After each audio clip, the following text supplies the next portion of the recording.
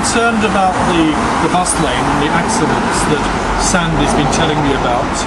We've been communicating.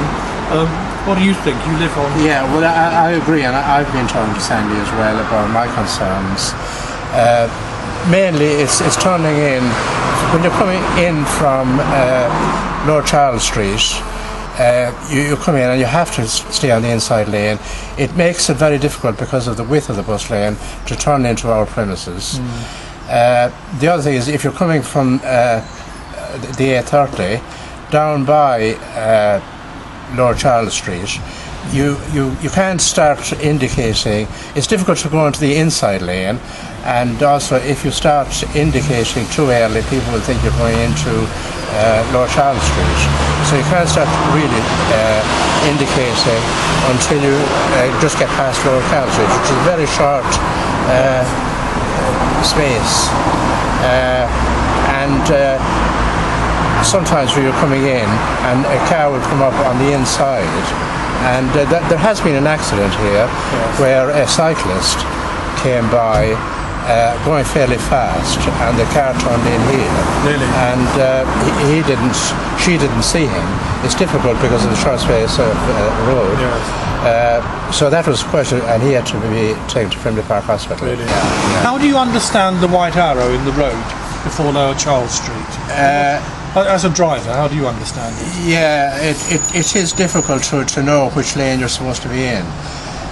There are also been a lot of accidents at the junction of Grand Avenue and the London Road. Yes. Do you think we should get rid of the bus lane? Well, certainly, I think the problem is aggravated by the space that is taken up in the middle of the road for the lights. Yes. And I think everybody doesn't understand that you can drive in the bus lane at certain times of the day and not at others. Yes. So certainly people on the outside don't understand this, and they don't seem to expect people to be on the bus lane during the middle of the day, for instance, and they just turn in. 10:30 in the morning, very few cars are using the bus lane. In fact, a heavy goods vehicle's just gone past us not using the bus lane. The idea of that arrow is you can turn left into Grand Avenue if you want to turn left. But the average driver wouldn't have a clue what the arrow means, especially somebody who's just come to Camberley for the first time.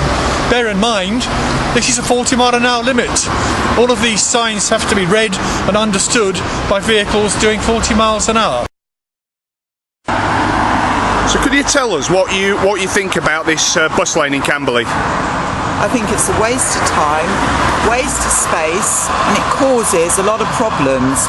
People don't understand how it operates, and you get buses who don't even use it sometimes. I use the bus quite a bit, and I've seen the buses going along not in the bus lane, and goods vehicles very rarely use it, so you get big lorries in the normal thing. It's just a waste of time, a waste of space, and I think it's dangerous as well, where you've got all the left-hand turns, because drivers don't understand where they can turn off across the bus lane. Okay, so what would you do with it? I'd scrap it. Scrap it? Yes, scrap it completely. Right. It causes traffic jams as well. I was just going to say, do you think that it might help ease some of the congestion? Oh yeah, definitely. Right. Yeah.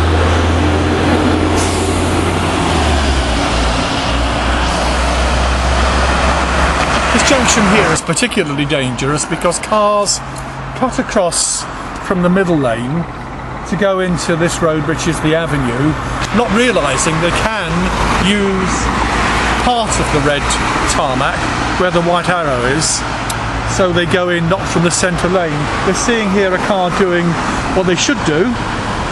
We're seeing a white van half doing what it should do. I was here on the scene of an accident 2 years ago when a bus had hit a Ford Focus broadside, and then 3 weeks ago Charles Barber, a local candidate in the last elections, was on the scene of a similar accident. A car being hit broadside by a bus. Buses are very big. it's only a matter of time before there's a very serious accident unless this bus lane disappears. So what's the solution to this, Dennis? Solution is to get rid of the bus lane. There's no need for it here. Right, and do you think that the getting rid of it will also solve some of the congestion issues? Yes, I do. The mosque is behind me. On a Friday there are queues of cars turning right into the mosque. Some people not going to the mosque understand they can use the bus lane to overtake on the inside. Others queue. If, as has been suggested, the bus lane is made 12 hours a day, no one can use it during the day. On Fridays they'd be queued up to Bagshot. And you have the same situation when there's a major event at St Michael's Church, like a big funeral, a big service.